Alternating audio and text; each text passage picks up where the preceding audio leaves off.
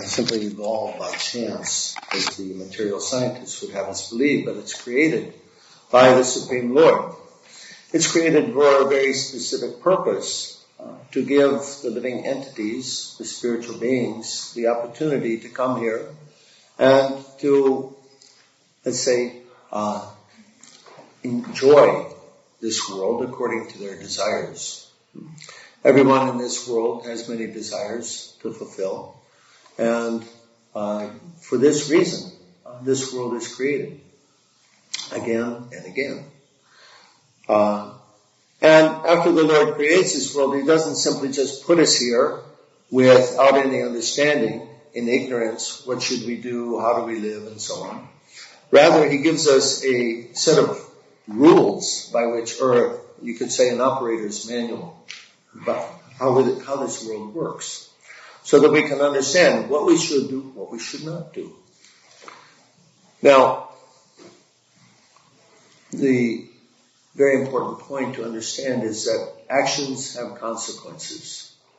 Whatever we do will have a consequence at some time in the future.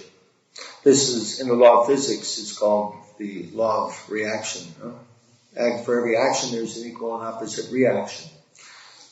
The same thing applies in the realm of spirit, that whatever the living being does has also a reaction. And that can be either good or bad, according to the activity itself. This goes under the name of karma. So that we don't act in ignorance, the Lord gives us a set of operating instructions. This is called the Vedas. The word Veda means knowledge. And the collection of the Vedas cover all different material subject matters. Art, science, warfare, music, medicine. Every topic is actually explained in the Vedas. And the Vedas have been the guidebook for mankind since the beginning of time. Now, periodically, the Supreme Lord also, He comes to this planet to explain to us in more detail what to do, how to live. Because periodically this knowledge or this understanding of Veda becomes lost. So, in Bhagavad Gita, in chapter 4, Krishna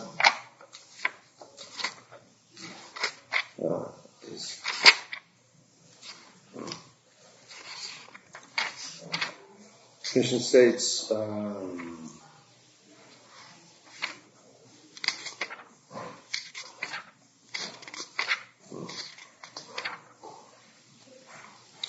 Pruttanaya sadhanam vinishaya chadushkitam dharmam samstapanartaya sambhavami yuge yuge.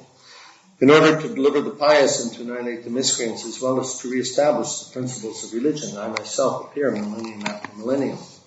So the Supreme Lord Himself, He comes to this planet periodically to establish the principles of religion. Krishna, the Supreme Lord, of course, His name is Krishna, and He appeared on this planet just 5,000 years ago. At that time, He spoke what's called the Bhagavad Gita. Bhagavan, this word means the possessor of all opulence, and Gita means song. So in other words, this title is the Song of God. In the Bhagavad Gita, Lord Krishna, He established a different way of living in this world than people had previously lived. Previously, the world was following the instructions of the Vedas, which briefly we could call Dharma, Artha, Kama, Moksha. Dharma means those pious religious principles that we should follow. Artha means economic development. Kama means enjoyment. And Moksha means liberation. The idea was that people could, if they followed the religious principles properly, they could be happy in this world. They could enjoy this world in a very nice way. And at the end of life, they could return to the spiritual world.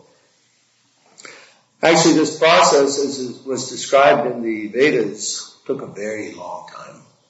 It was called the long process of liberation. many, many lifetimes it would take in order to achieve success in that method.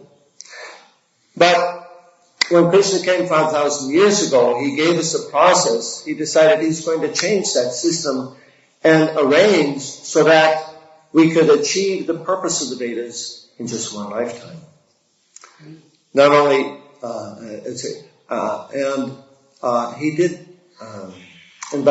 he explained this process in the Bhagavad Gita, the process of devotional service to him. Then, again, he came to this world, is the latest avatar, Lord Chaitanya Mahaprabhu. Chaitanya Mahaprabhu is called the most magnificent avatar because he is bestowing freely what no other incarnation of God has ever given before, the highest form of love of God. So, all of us, as individual spiritual beings, we have the opportunity in this life to achieve the pinnacle of spiritual evolution in the spiritual realm, Goloka Vrindavan.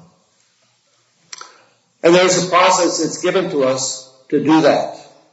And principally, this process is explained here in Bhagavad Gita. Krishna gives many instructions in Bhagavad Gita. The last instruction, what we might call the bottom line in modern terms, is Sarvadhamam Parityagam Amekam Sharanam Vraja.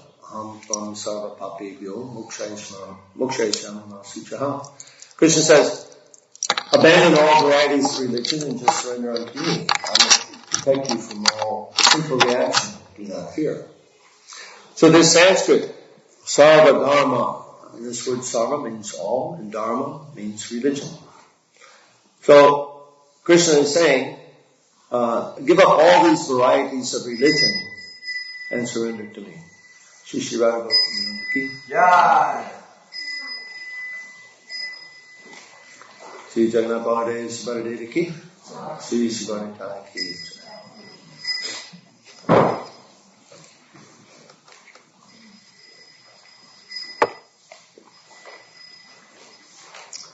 So Krishna is telling us, give up all these varieties of religion. Now, this is a very strange thing for God to say, isn't it? No? Usually we think God wants us to follow religion, right? That's people go to church, right? They're supposed to follow religion. But Krishna is telling, Sarvadhamam Parityaga. Parityaga means give it up. Give up all these things that you think you're supposed to do. It's very strange. So we have to understand very clearly what does Krishna mean when he says that. And to understand that, we have to go to the first chapter of Bhagavad Gita, where the scene is set. And this Bhagavad Gita is spoken at the Battle of Kurukshetra, a very, you could call it actually World War I, because there was a huge, massive army, the numbers range from either 18 million to over 1 billion men assembled on that battlefield. And in 18 days, this battle was decided, and practically speaking, every one of them lost their lives. At the beginning of the battle, Arjuna, who was the protagonist of the story, he asked his chariot driver, Krishna. Krishna is serving him by driving his chariot. For this, he earned the title, for the name, Parthasarathi. So, Arjuna asked Krishna, take my chariot in the middle of the battlefield so I can see who I have to contend with in this fight. And then he looked on the other side, he saw his cousins, he saw his grandfather, his relatives, his friends, people he had known his whole life. And here he's engaged in a battle of mortal combat. He's supposed to kill those people. And he experiences some doubts. What are we doing here? He raises these doubts to Krishna and he says, if we kill these men, their wives, the women, will be unprotected. If the women are unprotected, the family traditions will be lost. And if the family traditions are lost, then the forefathers, they'll fall down from the heavenly planets. He couldn't see any good coming from this battle. If the battle were decided in his favor, he would become one of the emperors of the world. And so he thought, Better let me just give up any claim to the throne rather than cause so much problems in this world. But despite his protest, Krishna told him, no, it's your duty, you must fight. Krishna wanted the battle to be fought. He had a particular reason, actually, for arranging this battle. Now, we have to understand that Arjuna, he raised very good objections, because everything that Arjuna predicted actually came to pass. But more important than those objections, we have to understand, where did they come from? What was the source of those objections? Now, at that time, practically speaking, all over the world, people were more or less following the Vedic culture. Arjuna's arguments actually came from the Vedic culture. That Vedic culture is established in the Vedas, and Krishna, of course, is the source of the Vedas. But still, even though Arjuna's arguments were from the Vedas, Krishna told him, no, forget that. Instead, you must fight the battle. What does that mean to us today? The point is, Krishna told them, Sarva Dharma Paridyaga, this Dharma, this what you think you're supposed to do, this Dharma that you want to follow, Paridyaga, give it up. And instead, Mam Ekam Sharanam Braja, do what I say. So it means the same thing for us today. When Krishna says, Sarva Dharma Paridyaga, what does that mean for us? We have to look at our own culture and see what is it in our culture that Krishna wants us to give up. Now, we'll come to that in a minute. Next thing I want to ask is, Krishna gives many instructions in Bhagavad Gita. We talked about the last one. Now, what's the first instruction in Bhagavad Gita? Somebody besides Chaitanya? What's the first instruction in Bhagavad Gita? Not you. Huh? Right. We're not the body. Not Devaham Chatunasam, not Pamane Chanadikaha, not Chavana Bhavishyama, Savevayam Tapuram. Never was there a time when that did not exist, nor you, nor all these kings, nor in the future shall any of us cease to be. So, Krishna is explaining here that we are not the body. Obviously, this body has a beginning, our birthday. And before that, we could say, well, before that it didn't exist. But Krishna here is saying, not Tvevaham, never was there a time when we did not exist. Meaning that we did exist before we came into this body. And we will continue to exist after the demise of the body. So, that's the first instruction. Very important instruction. This explains that we are spiritual beings. This is the beginning of spiritual life, to understand that we are not the body. So then, Krishna goes on, he speaks about that, he explains the nature of the soul for about 20 verses, and then he goes on to the second lesson in Bhagavad Gita. And who can say what that is besides you? Second lesson in Bhagavad Gita? Now, the material ego has two aspects. I and Mind. Right? I and mind. Not only do we identify with the body, but we identify with the things that we own. Right? Our house, our car, our bank balance. We identify with our material possessions, our families. So many, anything in this material world that we have some connection with, we can identify with that. This is called false ego. False ego because it actually has nothing to do with who we are spiritually. It's a temporary designation that comes along with the body. So, the first instruction is that we are not the body. The second instruction is that we are not the things that we own. And this begins with text 247. Krishna states, Kamani varikaraste ma paleshu karachana ma kama palahetu abura mate sangoshka karmani. Krishna says, you have a right to perform your prescribed duty, but you are not entitled to the results of your action. Never consider yourself to be the cause of the results of your activities, and never be attached to not doing your duty. So, you have the right to perform your prescribed duty, but you're not entitled to the fruits or the result of that action. Now, how many of you have a job? How many have a job? Yeah. Okay. And? Why do you go to work? Why do you go to work? To support my family. No, that's your motivation. Why do you go to work? Oh yeah, the motivation. Yeah. But why do you go to work? Your family is your motivation for going to work. So why do you go to work? Because I'm motivated to go. Motivated by what? By my fancy. Yeah, to make money. Oh, okay. Right? If they didn't pay you, would you go to work? Probably not. Some people say yes. I don't know about that. Huh? Otherwise, so this money, this paycheck that we get for doing this work, this is otherwise known as the fruits of action. Huh? Now we can see we've got a conflict here, right? This whole society is actually arranged so that everybody's chasing the results of their activities, but Krishna says, you're not entitled to them. Huh? Uh-oh. Well, there's a problem here.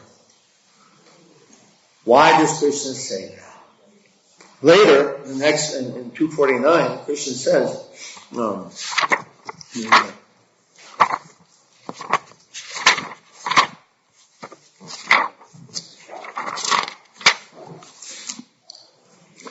Krishna tells Dhananjaya, O Arjuna, keep abominable activities distant by devotional service, and that consciousness surrendered to the Lord. Those who want to enjoy the fruits of their work are misers. So he says, Kripana halahetava. Kripana means miser. Hala means the result of activity. And hetava is fruit and result. Thank you. This is prasadam. Shri Shri Gauranga. So, those who want to enjoy the result of their activities, they're misers. Now, what's a miser? Somebody who does not know the value of something, right? We usually think of a miser as a person who has a lot of money, and instead of spending that money, they just keep it in the bank, or they keep it in there underneath the bed, and they don't use it. But money is meant to be used. If you don't use money, it's not serving its purpose. So this is a miser. A miser is a person who doesn't know the proper value of something. So when Krishna says, Kripana palahetava, those who want to enjoy the fruits of their work, they're misers. Because this human body is like a vehicle. Just like, we all have automobiles, right? An automobile is meant to take us someplace. Its purpose is to deliver us to a destination. So this body can be compared to a vehicle. And the destination that this body can deliver us to is the spiritual world. And once we go there, we never have to return to this world of birth and death. That spiritual world is eternal, full of knowledge and full of bliss. It's the most wonderful thing that we can imagine. And this body we can use as a vehicle to get there, if we do not engage in fruitive activity. Because let's understand this. The arrangement of this universe is that whatever we desire, we can get. Did you know that? Anything you desire, anything at all, you will get sometime in the future. Maybe not in this life, but if you have a desire for something, you will get it. How many of you saw this movie or read the book called The Secret? Okay, a few of you. This book or this movie explains the process of karma. In other terms, in New Age terms, this is called manifesting, right? Or the contents of this book was explained some 50 years ago in a book by Napoleon Hill called Think and Grow Rich. And the idea is that by learning how to desire properly, we can call the result.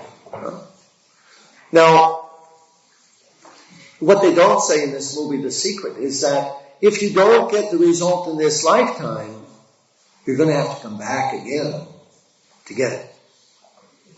You'll have to come back in some future birth, maybe many thousands of births in the future, in order to be able to get that thing that you were desiring in this life. So it's very important to understand the details, right? Because maybe that desire really isn't that important, right? To have to come back here again for it, right? Maybe, okay, well, that changes the situation. Maybe we don't want it that bad. Huh? But that's how karma works. Whatever we desire, we can get. So, this is karma. So therefore, Krishna says, don't engage in fruitive activity. Fruitive activity means I want the result. Huh? And this sets up the chain of karma, which causes us to come back again and again and again. In Bhagavad Gita, Krishna is explaining to us how to leave this world once and for all. Never come back here again. This is our birthright. As spiritual beings, we don't belong in a material world. By nature, they're contradictories. Material means temporary. Material means ignorance. Material means suffering. But the nature of spirit is Satchidananda, or eternity, knowledge of bliss. So as spiritual beings who are eternal, who never die, who are full of bliss and full of knowledge, we're put into a material condition where we have a temporary life, we're born into ignorance, and we have to suffer all the time. So it's not a very satisfying condition. But in ignorance, we all try to find our happiness in this material world in some way or another. If those who are near the door can come forward or come over here, then it won't be so difficult for others to come later. Thank you. So, Krishna is explaining to us, do not desire the fruits of your action, because this will cause you to come back again. So he says, he goes on and on, he explains many times in the Bhagavad Gita that we're not entitled to the fruits of action. How many times? He says it again and again, practically every chapter. 16 times Krishna tells us we're not entitled to the fruits of action in this world. So he's trying to drive that point to our head. Right? Well then we have another problem. If we say, okay, I don't do work for the fruits, then the next question is, how am I going to survive? How do we live? Right? Because this world right now is set up in such a way so that you have to get money. And you do that by fruitive work. To answer that question, we simply again have to look at reality. The problem that we have in modern world is that people are trying to make illusion reality. Right? What's the first illusion of this material world? There is no God. Second illusion is, I am the body. Third illusion is, I can be happy by satisfying my senses. Fourth illusion is, money has value. Fifth illusion is, corporations or persons are real. And there's many, many more illusions. But by trying to make these illusions reality, we're creating the problems that we're suffering from. Now we have a big economic problem, right? Starting a couple of years ago, September 2008. Stock market crashed, all the banks, problems, this, that. Now so much unemployment. I came out here from Michigan. Michigan's in just as bad a shape as California. So, why do we have an economic problem? Because we're using an artificial economic system. That's all. We're trying to make illusion reality. Who has some money in their pocket? I can use some. Let me see. Oh, right here. I've got a 20. Maybe you have something? Bill? Yeah, some bill. 1, 2, 5. Okay. Thank you. Oh. So look at this. What do we have here? What's that? Paper. Paper, right. You're smart. They usually don't say that. They usually say money. Now, this one says 5 and this one says 20. That means this one is worth 4 times more than this one, right? Why? Huh? Because they're the same size. There's not 4 times more paper. Right? So why is this one worth 4 times more than this one? Huh? Because it says there. No, that's not why. What else? There's a representation, but that's not why. Who else? Because that's illusion. Yeah, actually. Yeah. Why? But why? Because the bank says so? No, that's not why.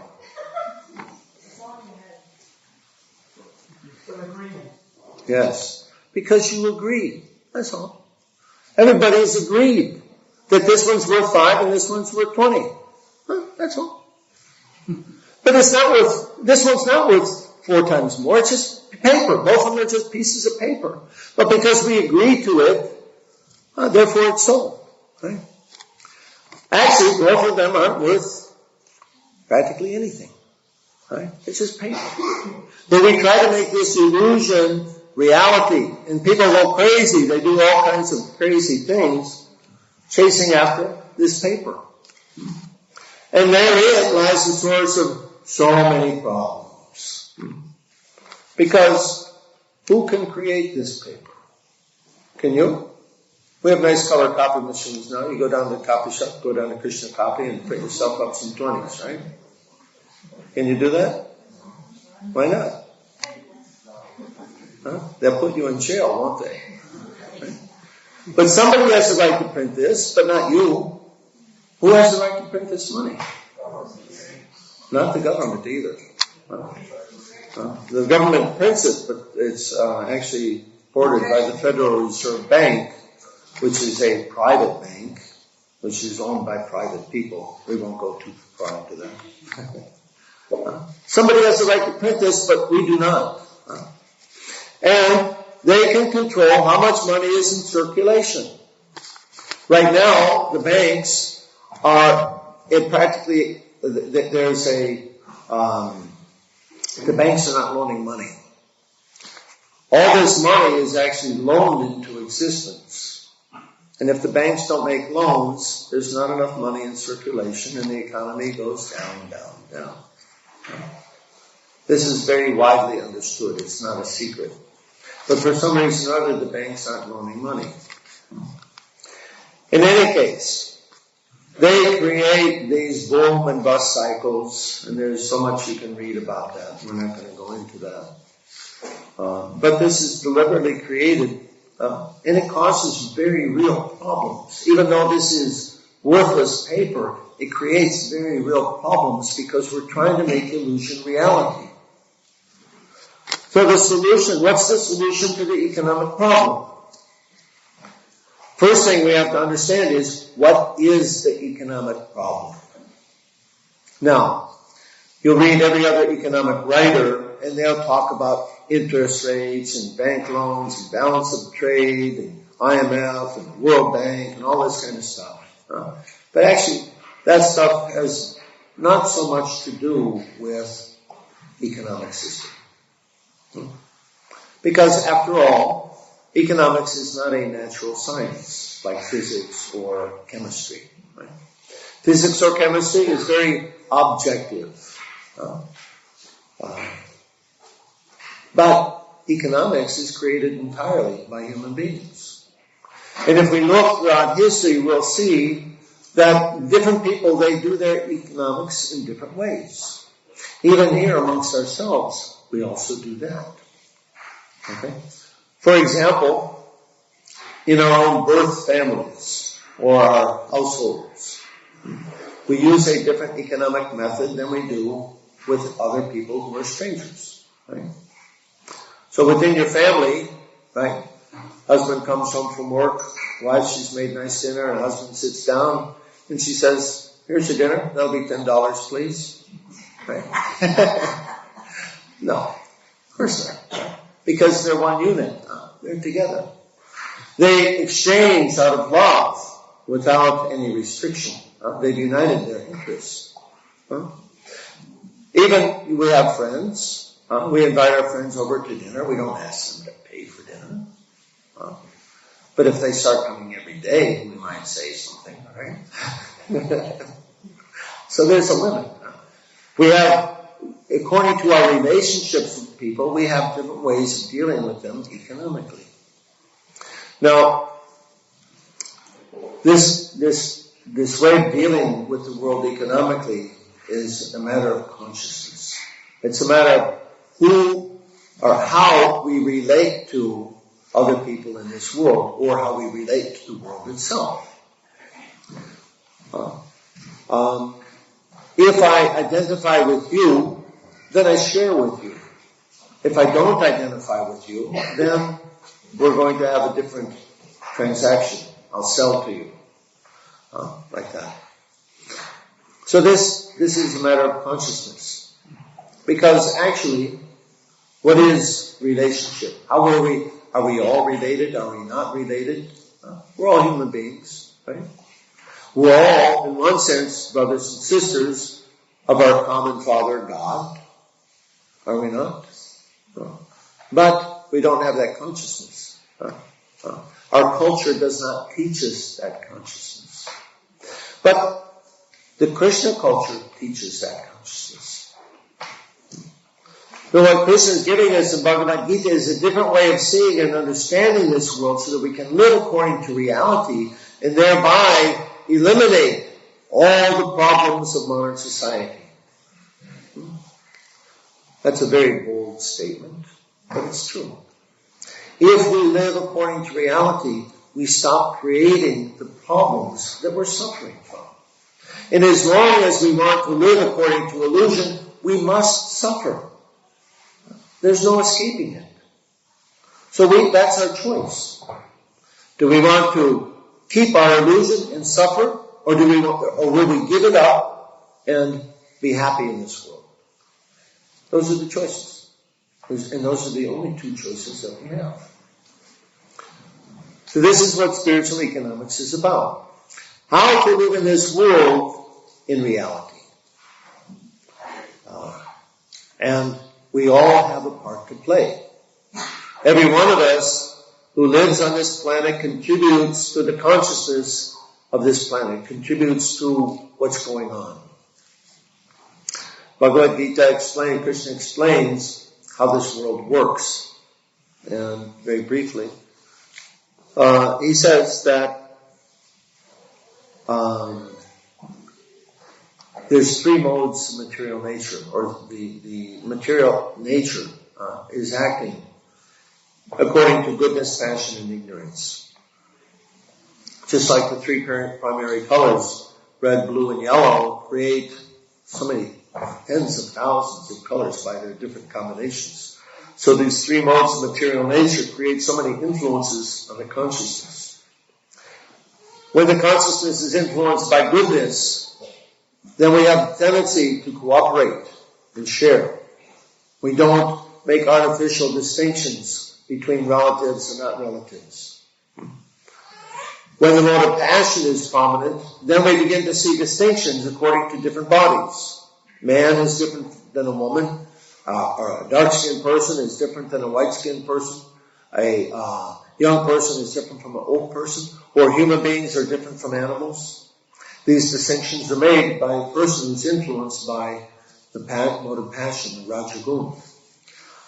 And in the mode of passion, they like competition. Let's compete and may the better man win. I'm better than you are. I'll prove it to you, right? And then in the mode of ignorance, the idea of exploitation comes about. That I'm better than you and I'm going to take everything that I can from you. And if you suffer, then I'm even more happy. So we see these different kinds of economic activities going on in the world today, all three of them. Within our families, we share. With maybe in the local area, in the neighborhood, we have a business, perhaps we compete with the other businessmen. And then globally, we root for our country, go America, we'll go ahead and exploit the other countries of the world, because America's right. Something like that. So this kind of consciousness, all three of these consciousness, they can manifest according to our identification with the body and the extensions of the body. This kind of understanding is what's creating the problems in the world. And if we want to solve the economic problem, it's not possible to do it simply by tweaking the economic dials. It's not going to happen. In fact, I'll guarantee you that the present economic problem, it's not going to get fixed. The future is not going to be the same as the past.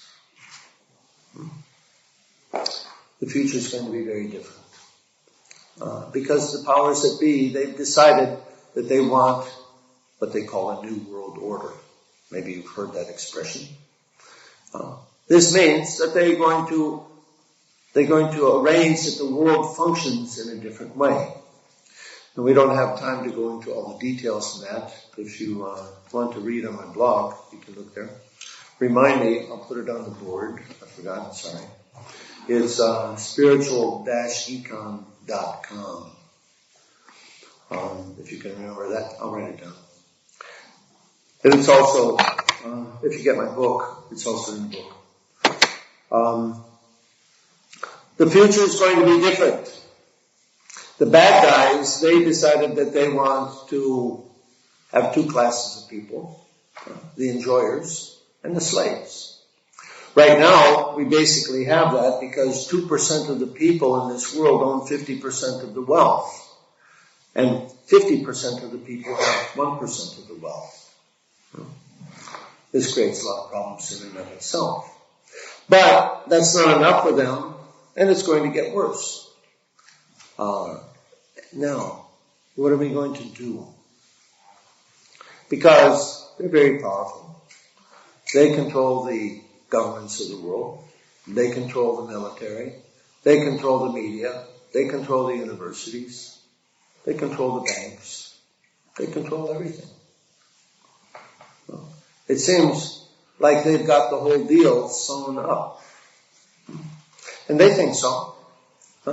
They're proceeding in such a way so that they're doing any damn thing that they want, because there's nothing that we can do about it. Right? So what are we going to do? We can follow them in their leading us to perdition, or we can decide not to play their game. They've created a game called money. And here's the rules, right? I'll be the bad guys. Here's the rules of the game. I win and you lose. Okay, let's play. And everybody says, yeah, great. Okay, we play and I win and you lose. Oh, it's an economic problem. Too bad. Let's fix it and play again. And everybody says, yeah, okay, this time it'll work. And we play again and I win and you lose. Oh, another economic problem. Shucks. Let's try it again. Huh? And everybody agrees again. And I win and you lose. Now, when are we going to stop playing the rules of their game? Because it doesn't work for us. It works for a very small number of people at the expense of everyone else. And this is exactly what the current economic system is designed to do. So, we can participate in that economic system at our own expense, or we can decide to create a different game. A different game in which everybody wins. Which would you prefer? The one where you lose or the one where everybody wins? This is your choice. This is spiritual economics. In spiritual economics, everybody wins. But how do we do that? Very simple. It's a matter of consciousness. As long as we maintain consciousness that I am the body and that I am the things that I own, then I want to play the game that works against me. But we have spiritual knowledge. When Prabhupada came, when I first started reading Prabhupada's books in 1972, Prabhupada at that time was the only person who was saying, you are not the body. Nobody else was saying that. Nobody. None of the other Indian yogis, none of the Catholic Church, nobody. Now, just 10 years ago, I remember reading a poll that said that 60% of the American people understood that they are some kind of spiritual being, whatever that is. They weren't maybe sure what that means, but they understood that they were not the body. Now that's an amazing progress. Now if we're spiritual beings, what does it mean to act as a spiritual being? That's the next step. Okay, I'm not the body. Now what? How do I act as a spiritual being? And Krishna explains that in Bhagavad Gita. Spiritual beings, they act in relationship to God.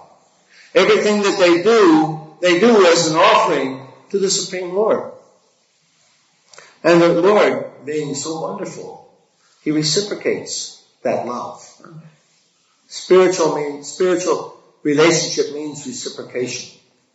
So God, He creates this planet. He gives us this body. He gives us everything that we need here to live comfortably. He gives us the land, the water, and we plant some seeds. He gives us the seeds. We plant the seeds. Food grows. We cook it and offer it to the Lord with love. And He doesn't just keep it, but He takes it and He gives it back as His prasadam, spiritual food. Then we take that spiritual food and we eat it. But actually we don't eat it. We honor prasadam. We offer it to Krishna again as the fire of digestion. Krishna is the fire of digestion. He digests all the food stuff. And He accepts that, and He gives us back our life energy with which we can use to again engage in His service. So this loving reciprocation goes on. This is how spiritual beings live. And we have to learn how to live in this way. And if we do that, we can solve all the problems of life, not only for ourselves, but for everyone in this whole world. We have to become the example how to live according to Bhagavad Gita. It's a wonderful book. All the spiritual knowledge that we need to lead this material world is right here. But if we don't follow it, what good is it? And that's what we're doing now. We read Bhagavad Gita and we say, yes, very nice, we profess, that this is my scripture, but we live according to the ways of the materialistic, atheistic culture. There is a conflict here. We have to begin to live according to Krishna's instructions in Bhagavad Gita. And when we do that, we can show people how to solve the economic problem. Not only the economic problem, but the environmental problem, the social problem, any kind of problem. All those problems will be solved simply by living in reality. So I invite you to understand these principles very carefully, because the future, again, is not going to be the same as the past. We're going to come to a very difficult time in which people have to choose what are they going to do. As long as we choose to play according to as long as we choose to live according to illusion, the suffering is going to continue. But when we decide that we're going to live according to reality, then we can begin to make a solution. So I invite you, please, take this book, read it. Read it along with Bhagavad Gita. Try to understand this and apply these principles here, locally. And here in Berkeley, where there's so much activism going on, this temple, and all of you who come to this temple, you can become the leaders of the new spiritual world order. In this way, we can save the world. Prabhupada wanted that. Prabhupada said, save all of them.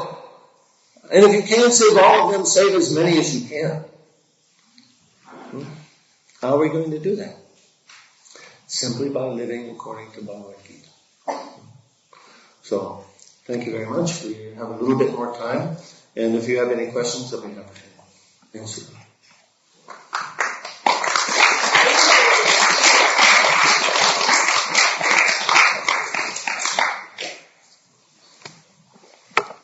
Here, wait. Sit down, please. Can you please answer like a practical example? Practical example? Yeah. Sure. Yeah. Practical example of spiritual economics. I gave you one already, your family. Okay? Another one is this temple and every temple that Prabhupada began. Soon we're going to have a nice vegetarian feast, but nobody's saying $5, $10, please. You go to any other place in town, if you want to eat, they're going to ask you for some money. Here, everything is done on the basis of devotional service offered to Krishna, and the result is distributed as Krishna's prasadam. Everybody comes here, they volunteer their services. And so, all we have to do is take this temple and expand it to the size of a village. And that way we can do all the many more things that need to be done in order to sustain ourselves. Or we can just expand this temple here and how it operates. That's a little more complicated. But Prabhupada set up his temples to function on a spiritual basis. And that's probably the most practical example that I can give you. Can I buy your book? Sure. Yeah. Can I say something? Sure. $5. Today is Akshaya Tritiya. It's a special day that whoever give a donation to a Balsagra, to the deities, to the temple. Akshaya means eternally, never ending. You're going to have the blessings for the eternity. Besides that, today is the anniversary of the Satya Yuga and Treta Yuga. It's also the anniversary of when the river Ganga came from the spiritual realm. It's also the initiation when Vyasadeva and Ganesh started writing the Mahabharata. And do you have it? And it's the writers that according to the. And then, if you, I really encourage everyone because this is a special day to, I want to write a book. I never knew him. But I think I'm going to get ready to write his book and I give donations to the deities. To them. Hare Krishna. How much is it? $20. This evening, later, after prasadam at 8:30, I'm going to show some of my pictures from Ukraine. I preach in Eastern Europe. I've been there for the last 5 years. And so I'm going to show some pictures of our efforts to establish the Krishna culture there in what we call Gitagrad. So if you can stay after prasadam for that, or rather, please stay after prasadam to see these pictures. Thank you. Could you explain how Turn on the microphone. On the bottom. Oh no, it's on the side. Turn on the Could you just explain how agriculture, how protection is the foundation of yoga? Okay, so what's the foundation? What's the economic foundation of spiritual economics? It's very simple. Economic development there's only one source of economic development, and that is agriculture. When you plant one seed of corn, how many do you get back? Has anybody ever counted? Victor, You get back about 1,000. So the return on corn is, 100,000%. Right? If you plant rice, you get a return of about 10,000%. If you plant wheat, you get a return of 5,000%. How much is the bank offering today? 2%? Right? So which is better? Economics of agriculture, Christian's economics, or bank economics?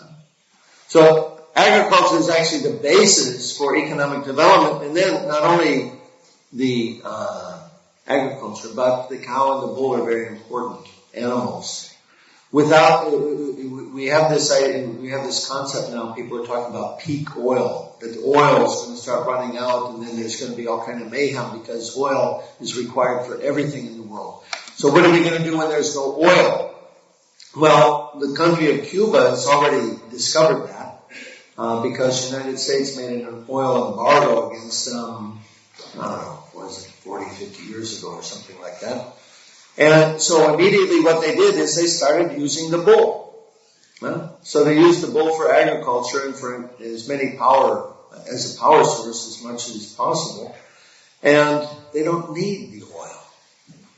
So this is, again, Krishna's arrangement. He created this world. He created the cow and the bull to serve human beings. I'll show you some pictures of our cow later. She's a very wonderful, beautiful cow named Kartika. And cows, you know, as city people, we don't have much experience with them, but they're such wonderful animals. They're the mode of goodness personified.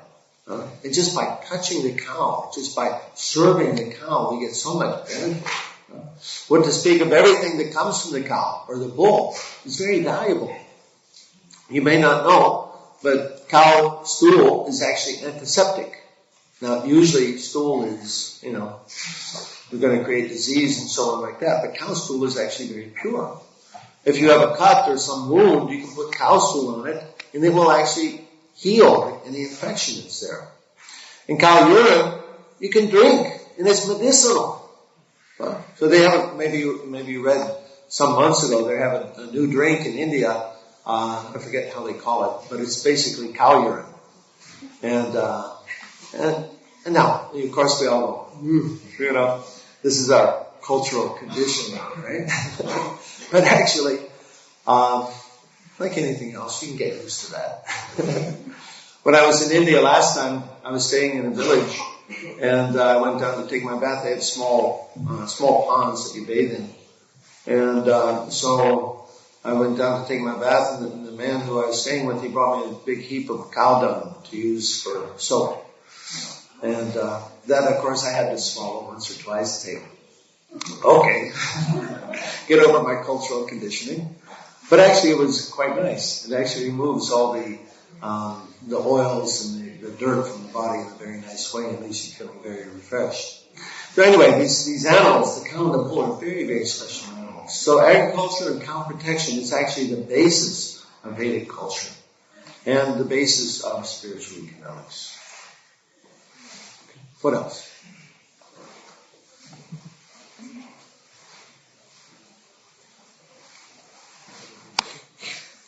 It's actually the foundation of all religious principles too. Yes. You want to elaborate? Because the cow, she gives milk. From milk, we churn butter. From butter, we make ghee, and ghee is used in sacrifice. I guess. It's only the same question as you asked before. Since devotees already know this about cows in agriculture, how come as devotees we haven't really put this to practical use from, I mean, most of our temples are pretty much in cities. Mm-hmm. And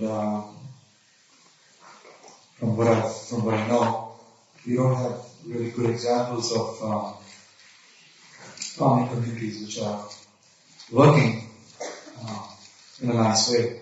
You probably have the Hamish people who have been doing probably not crop protection, but they've been living simply, and they have communities which are working.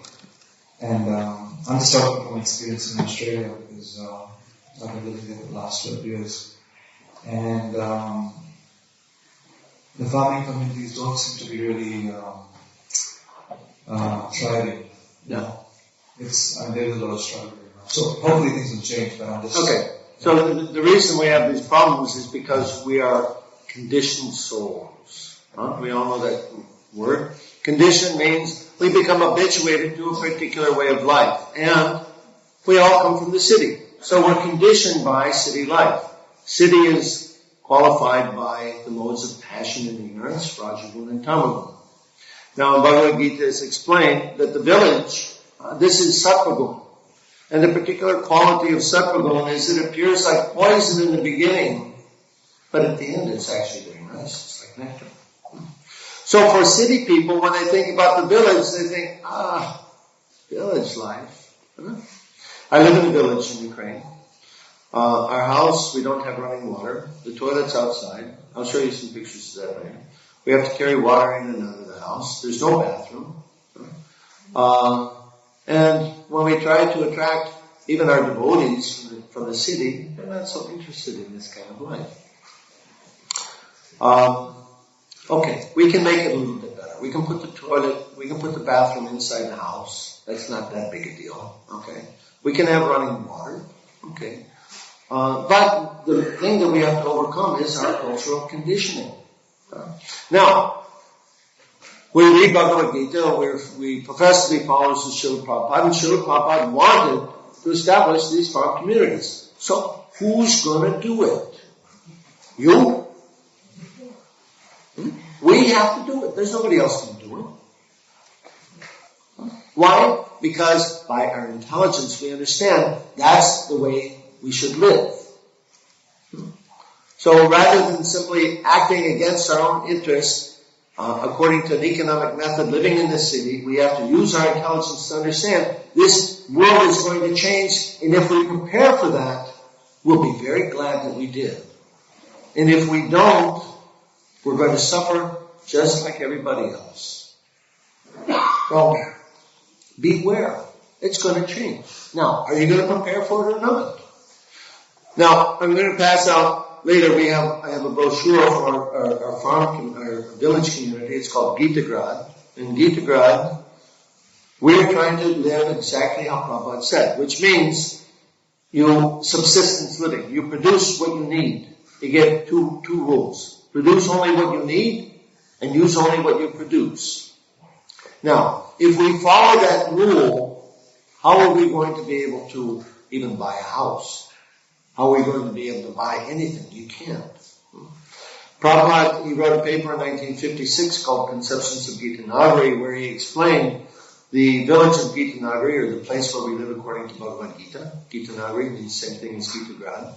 And there Prabhupada explained that Gita Nagari should be managed or dealt with, cared for by two sets of devotees, the Shrutis and Srimatis.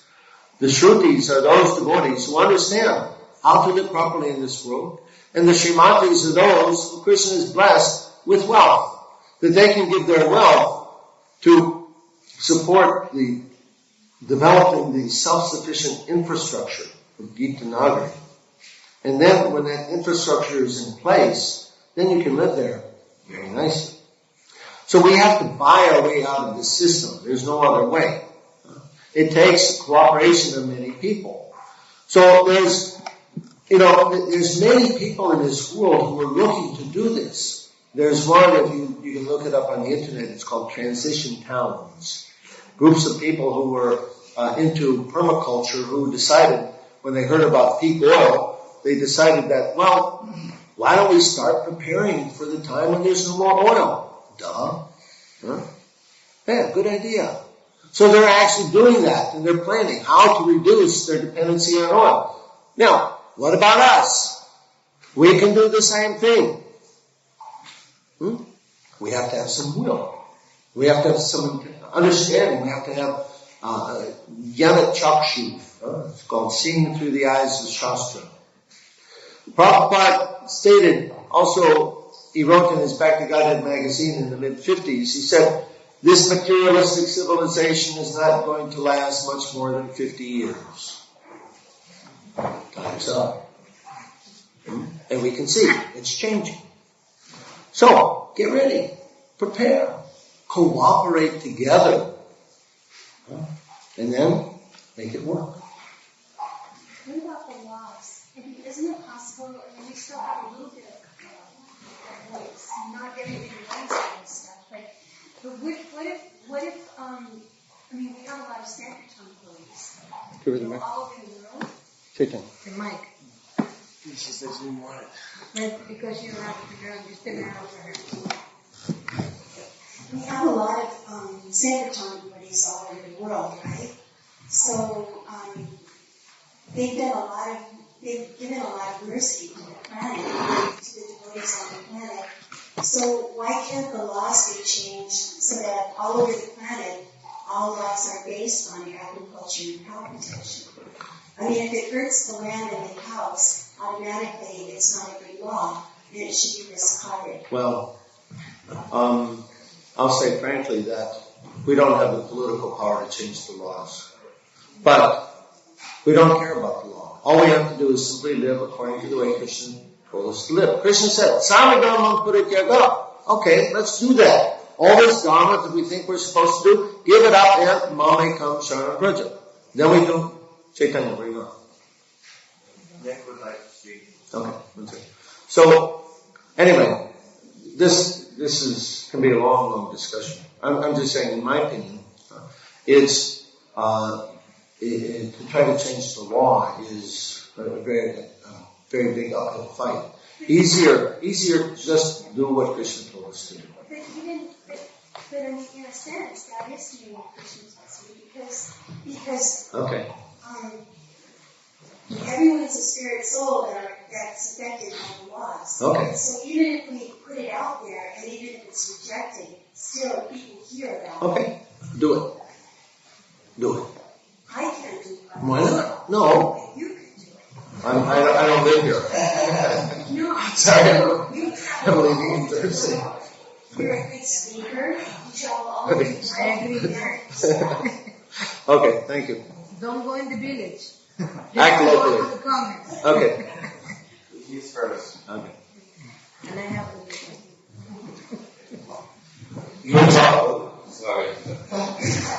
You're talking about reverting to agrarian societies as a mean fruition into spiritual economics. My question is, with the overpopulation problem we have today, and the methods we use for production right now as a means to sustain that, it would seem almost impossible to revert back to, localized agrarian communities in order to make a sustainable spiritual economics. I'm sorry, but you've been the victim of malicious propaganda. There is no overpopulation problem. Okay? Ishopanishad tells us, that this world is perfectly equipped as complete whole. God created the world, and when He puts people here, He gives them the sustenance that they need. We have a situation now where 97% of the people live on 3% of the land. If you fly across this country and you look out the window of the plane, you'll see that practically speaking everywhere is uninhabited. All the population of this entire world could fit in the continent of Australia and not even fill it up. You're getting each person a quarter acre of land. So there's not a population problem. The problem is that things are not distributed properly. The problem is actually that we have created an artificial way of living, putting all these people in the cities so that they become dependent on the mercy of others. Okay, what's next? I really like to thank you for your taking us to the nature, to our true nature. And as I listen to it, I can share something that we can really do at this moment in time instead of waiting for certain organization to come around. So each individual, there are only two waters: hot water, which kills the plants, and cold water, which is a mentality which nurtures the plants. So I think meanwhile, whatever the nature does, we can begin to follow the nature's way. Just while we are living in the city, we can begin to use cold water as our way of being, washing with cold water, and begin to put those water into the garden, or something that you can do within you. And once you begin to do, your body will respond to the sun, and sun will enter your being. and then you will want more fresh food. And then once that body acquires cold water and the sun, then your body will naturally be anything it's grown in the world. You may have many mountains. In that, you can use so little, the body can still sustain it. So at this moment in time, what you can do, you really become one with cold water and the sun, and something fresh on the ground. Like whatever it is, even like every rose of the petals you can eat on the street, right now there's a million of them. And you will slowly vibrate with a higher physicality that the Krishna can enter within you. And from that, when the new world comes, you will be just right there. It's not something like economic. We cannot make a new world, but while we are in it, we have to live in it. And we just have to enter within our beings. And then when whatever Krishna is willing, when the organization comes, you will be right there. Instead of creating all these unnecessary things in the natural side. And meanwhile, once you do that, you don't need water. You don't need to drink. Because it naturally body absorbs it in the air. Thank you very much. I'll be outside. I have books here. If you'd like to get a book, please come see me. And we'll try to finish prasadam quickly, and as soon as we're done with prasadam, we'll show some slides here. And on your way out, you can take a brochure from Gita Grad, please. We have a program where we ask people to make the world better by 1%. If you can contribute some small amount. In Ukraine, we can buy a house for $1,500, $2,000 with 2 acres of land. There's still an intact village culture there. And so it's an ideal place to actually begin to establish this Gita Nagari, Gita Grad. So, but we need help to to create the self-sufficient infrastructure. So you can please take a brochure from Gita Grad, and if you will, please you take one book and read it and share that experience with others. We have to stop now. Thank you very much. Srila Prabhupada ki.